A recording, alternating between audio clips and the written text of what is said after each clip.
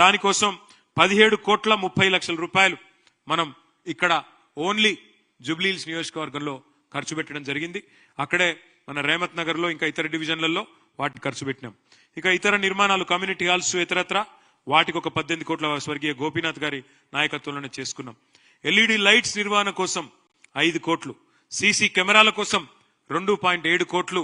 ఇవన్నీ కేవలం జూబ్లీహిల్స్ నంబర్లు, నేను చెప్పేది జూబ్లీహిల్స్ కాన్స్టిట్యుయెన్సీ నంబర్లు మాత్రమే అని చెప్పి నేను మీకు విజ్ఞప్తి చేస్తా ఉన్నా. అట్లాగే ఎలక్ట్రిసిటీ, కేసీఆర్ గారి ప్రభుత్వం రాకముందు మరి ఎట్లా ఉండే ఎలక్ట్రిసిటీ పరిస్థితి హైదరాబాద్ లో మీకు తెలుసు. ఎంత అధ్వానంగా, అసలు రోజుకి 9 గంటలు పవర్ కట్స్.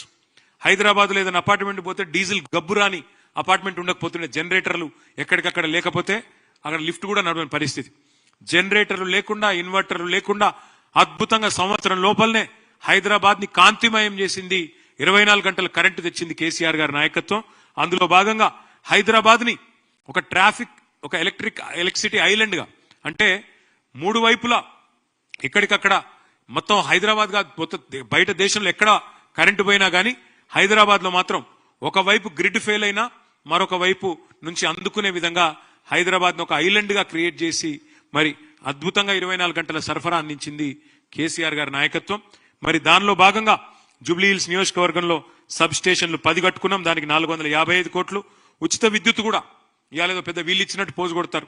నాయి బ్రాహ్మణులకు, రజకులకు, చిన్న చిన్న సెలూన్లకు, లాండ్రీ షాపులకు, దళితులకు, గిరిజనులకు 200 యూనిట్ల దాకా ఫ్రీ కరెంట్ ఏదైతే అందజేశామో దానికైన ఖర్చు ఒక 50 కోట్లు. మొత్తం చూస్తే 505 కోట్లు ఎలక్ట్రిసిటీ మీద ఖర్చు పెట్టుకున్నాం జూబ్లీహిల్స్ నియోజకవర్గంలో. ఇంటింటికి తాగునీరు ఇవ్వడానికి హెచ్ఎండబ్ల్యూఎస్ఎస్బి ఆధ్వర్యంలో మొత్తంగా చూసినట్టయితే మరి ఓవరాల్ గా 20,000 లీటర్లు ఫ్రీ వాటర్ ఇచ్చింది కేసీఆర్ గారి నాయకత్వం. హైదరాబాద్ లో ఉండే బస్తీల్లో ఉండే పేదలకి 20,000 లీటర్ల ఫ్రీ వాటర్. దానికైన ఖర్చు మొత్తం 15,000 కనెక్షన్లకు 30 కోట్లు. అట్లాగే కొత్త రిజర్వాయర్ల నిర్మాణానికి, పైప్ లైన్ల నిర్మాణానికి మొత్తం జూబ్లీహిల్స్ నియోజకవర్గంలో 9.5 ఏళ్లలో చేసిన ఖర్చు 150 కోట్లు.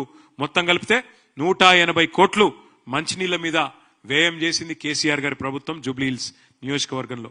అట్లాగే డ్రైనేజ్ సమస్య పరిష్కారానికి స్వర్గీయ గోపీనాథ్ గారి నాయకత్వంలో ఒక 75 కోట్లు వివిధ రూపాల్లో ఎస్ఎన్డిపి కింద ఇంక ఇతరత్ర పర్మనెంట్ సొల్యూషన్ కోసం 75 crores ఖర్చు చేసినాం. మిగతాయి కూడా యూసుఫ్ గూడలో కూడా ఒక 12 కోట్లు మంజూరు చేశాం. కానీ వాటి పనులు ప్రారంభించే లోపలనే మా ప్రభుత్వం పోయింది. దానివల్ల ఇబ్బంది అయింది. కానీ లేకపోతే ఎస్ఎన్డిపిలో 75 కోట్లు జూబ్లీహిల్స్ కాన్స్టిట్యుయెన్సీలో కూడా ఖర్చు పెట్టుకున్నాం. అట్లాగే పర్యావరణం, పచ్చదనం, పార్కులు, వాటి నిర్వహణ మీరు చూసినట్టయితే పార్కుల సుందరీకరణ, వాటి కోసమే దాదాపు జూబ్లీహిల్స్ లోని కళ్యాణ్ నగర్ లో ఇతర ప్రాంతంలో 20 కోట్లు ఖర్చు పెట్టుకున్నాం. తర్వాత మెయింటెనెన్స్, డిజాస్టర్ రెస్పాన్స్ ఫోర్స్ అని పెట్టిందే కేసీఆర్ గారి ప్రభుత్వం. ఆనాడు ఏ సిటీకి లేని విధంగా డిఆర్ఎఫ్ పెట్టింది కేసీఆర్ ప్రభుత్వం. వాటి నిర్వహణ కోసం, అంటే ఎమర్జెన్సీలో డిజాస్టర్ రెస్పాన్స్ ఉండాలి అని చెప్పి దాని పేరు హైడ్రా అని మార్చి దాంతో అరాచకం చేస్తున్నది రేవంత్ రెడ్డి ప్రభుత్వం. డిఆర్ఎఫ్ పెట్టిందే మేము, ఈవీడీఎం అనే ఇన్స్టిట్యూషన్ పెట్టిందే మేము. దానికైన ఖర్చు జూబ్లీహిల్స్ లో 4.45 crore.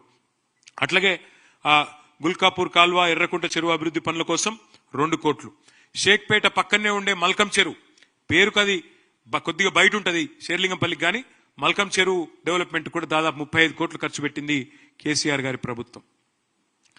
మొత్తం మళ్ళొక్కసారి జస్ట్ సమరీ కోసం చెప్పాలంటే 5,328 కోట్లు. నేను సవాల్ చేస్తున్న రేవంత్ రెడ్డి గారిని, కాంగ్రెస్ పార్టీని, మీ 2 ఏళ్లలో మీరు పెట్టిన ఖర్చు ఎంతో జూబ్లీహిల్స్ నియోజకవర్గం మీద మీరు కూడా చర్చకు రండి. బహిరంగ చర్చ పెడదాం. సోమాజీ కూడా ప్రెస్ క్లబ్ లో పెడతావా, ఎక్కడ పెడతావో పెట్టు. These are the numbers. ఇది చూపెట్టి మేము ఓటు అడుగుతున్నాం. 10 ఏళ్లలో మేము చేసిన పని ఇది, 10 ఏళ్లలో జూబ్లీహిల్స్ లో మేము పెట్టిన ఖర్చు ఇది. లబ్ధిదారులు 2,12,862 మంది. మా మాగంటి గోపీనాథ్ మా ఎమ్మెల్యేగా చేసిన పని ఇది. మా తలసాని శ్రీనివాస్ యాదవ్ మంత్రిగా చేసిన పని ఇది. మున్సిపల్ మంత్రిగా నేను చేసిన పని ఇది. మేము ఇది చూపెట్టి ఓటు అడుగుతున్నాం.